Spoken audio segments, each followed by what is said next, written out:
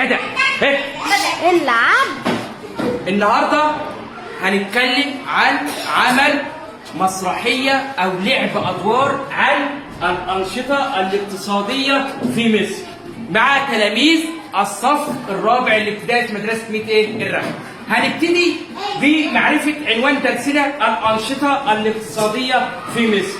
الطريقة المستخدمة لعب أدوار، كل واحد هيقوم بعمل دور نشاط بيقوم فيه في محافظته اللي هي الغربية. تمام.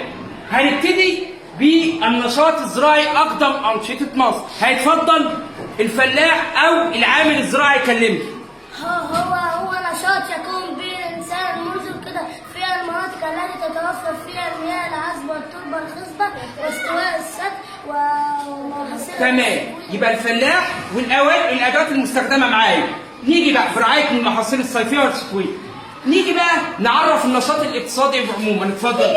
النشاط الاقتصادي هو العمل أو الحرفة التي يقوم بها الإنسان لسد احتياج بطريق مباشر. تمام، بطريق مباشر. طيب هنتعرف بعد كده حاجة بسيطة على أنواع النشاط الاقتصادي في مصر. كم نشاط؟ 8. اتفضلي.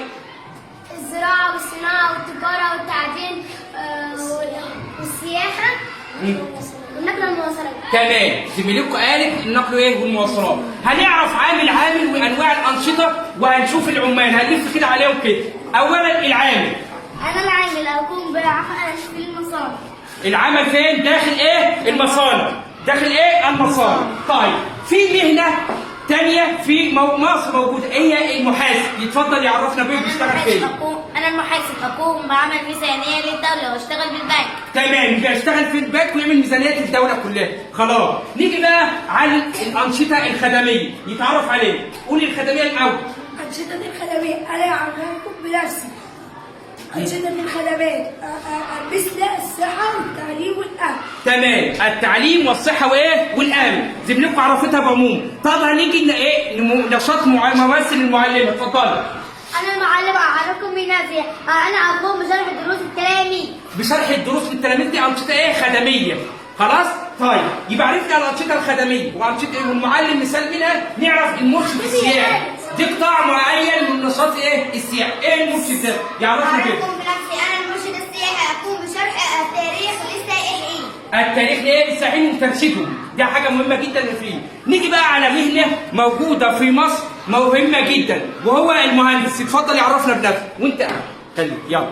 أشتغل داخل المصنع وأقوم بصناعة الآلات. تمام، يشتغل داخل مصنع وبيكون بعين صناعة الآلات. دي المهندس. يبقى كل ده الوظائف اللي عاملة في مصر. تمام كده؟ الطريقة دي لعب أدوار، كل طالب عارف دوره عامل، محاسب، مهندس. تمام كده.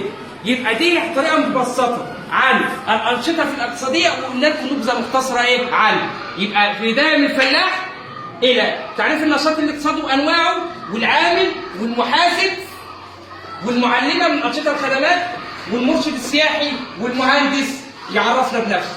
كل واحد عارف أماكن وجوده في مصر. كل ده الأنشطة الاقتصادية في مصر. وشكرا لحضراتكم. السلام عليكم.